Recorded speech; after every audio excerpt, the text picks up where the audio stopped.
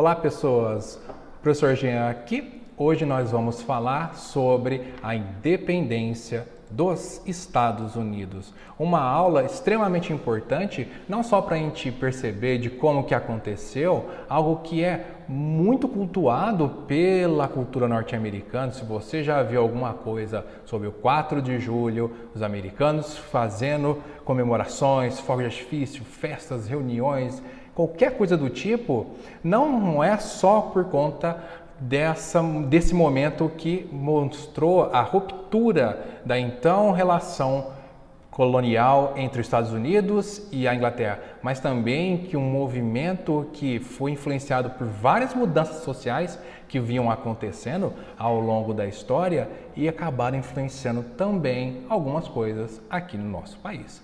Então, quando a gente vai pensar sobre a independência dos Estados Unidos, nós temos que compreender tudo o que estava acontecendo na Europa, principalmente o movimento chamado iluminista, para observar como que ele influenciou diretamente a independência dos Estados Unidos. Mas não é só o movimento iluminista que vai gerar toda essa mudança, toda essa chamada Revolução Americana, que os americanos gostam de fazer uma referência ao processo de independência como sendo uma revolução, que de certa forma a gente pode sim considerar que as mudanças vão ser gigantes nesse momento aqui no século XVIII, mas normalmente ele é referenciado com uma independência porque fica mais fácil para a gente. E quando a gente fala independência, é uma referência às antigas 13 colônias, aquela região que foi colonizada pelos ingleses durante muitos tempos. Considerar o período de 1977 é importante, mas não é que a independência começou e terminou nesse ano. Pelo contrário, ela vai se arrastar por algum período, mas a história dos americanos demarca esse ano como o início, a proclamação, a ruptura com a então Inglaterra. Dois pontos são muito importantes da gente considerar quando a gente fala da Inglaterra e do então Estados Unidos, que é a relação colonial que eles tinham e justamente o conflito de interesses que esses dois países, dois grupos, dois povos estavam passando naquele momento. Então, o pacto colonial, que até então se estabelecia entre a Inglaterra, a então metrópole, e os Estados Unidos, a colônia, é que a colônia ela teria relações exclusivas com a metrópole. Ela não teria possibilidade de negociar com outros países, tomar suas próprias decisões ou fazer investimentos ou mudanças políticas sociais da forma que ela quisesse. Tudo deveria passar pela tutela, pela ordem da então metrópole. E essa forma acabou chegando a um momento que, mais uma vez, o interesse dos americanos e os interesses dos ingleses já não batiam mais e isso gerou um atrito extremamente grande.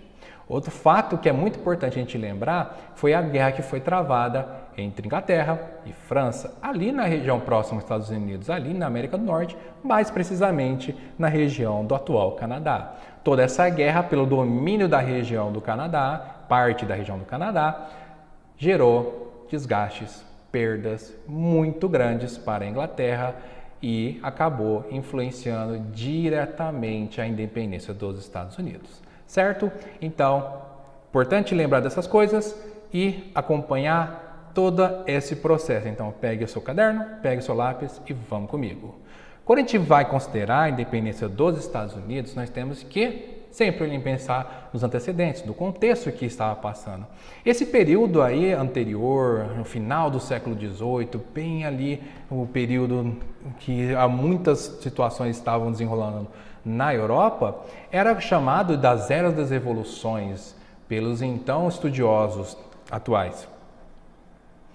Por quê? Porque várias revoluções vinham acontecendo durante esse momento. E a gente colocou aqui vários para você considerar: a Revolução Industrial, a Revolução Inglesa e o próprio movimento iluminista, que de certa forma a gente também pode considerar uma revolução intelectual, justamente por conta das mudanças que eles queriam trazer, que eram extremamente grandes. Quando a gente fala de Revolução Industrial, temos que considerar que aconteceu o surgimento de uma nova forma de produzir, de comercializar e de gerar riqueza para um país. E essa seria determinada pela produção das fábricas. E isso trouxe uma mudança significativa para o desenrolar da história da Europa, assim como da Inglaterra e também dos Estados Unidos. As próprias revoluções que aconteceram dentro da Inglaterra, chamadas revoluções inglesas, também trouxeram reformas muito grandes para o país e também para os Estados Unidos. Porque até então a Inglaterra vivia sobre um modelo absolutista e com as revoluções inglesas, a introdução de um modelo político que mantinha o rei, porém com uma constituição e com um parlamento, mostrou que ela poderia enfrentar nessas mudanças várias instabilidades políticas e levar dessas instabilidades para os Estados Unidos. E foi o que realmente aconteceu. Quando a gente considera o movimento iluminista, todo o questionamento dos então movimentos, modelos sociais que existiam naquele período. Será que funciona ainda? Será que nós temos que continuar com esse tipo de sociedade? Até que ponto a sociedade está promovendo uma condição boa, justa, livre para todas as pessoas? Será que o movimento colonial, o processo de colonização, garante isso para os povos? E isso é um ponto muito importante também considerar. A colonização das Américas ou dos Estados Unidos. Por que será que os Estados Unidos ele foi colonizado, aquela região que foi até então chamada, por muito tempo, das 13 colônias? O interesse econômico naquelas regiões era extremamente importante. Vamos considerar que aquelas terras elas ofertavam uma quantidade gigante de matéria-prima para poder abastecer a então indústria inglesa, e a exploração desses recursos poderia gerar muito mais riqueza para eles. E olha a sacada ainda, eles poderiam vender de volta para essa colônia, assim como para outros países. Então, a visão que a Inglaterra teve sobre aquele território foi justamente pelo momento econômico que eles viviam e pela necessidade de abastecer as suas indústrias com matéria-prima. Vamos lembrar que a Inglaterra é um país muito pequeno e a quantidade de recursos naturais não é o suficiente para promover uma expansão da então indústria inglesa. Mas eu recomendo que vocês assistam esse vídeo aqui, que fala um pouquinho mais sobre o processo da colonização dos Estados Unidos.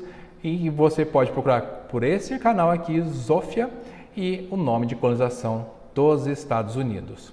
Mas quando a gente vê aqui essa região aqui que foi colonizada, é importante considerar que a colonização inglesa sobre a região dos Estados Unidos acabou implementando um modelo parecido com o nosso e um pouco diferente.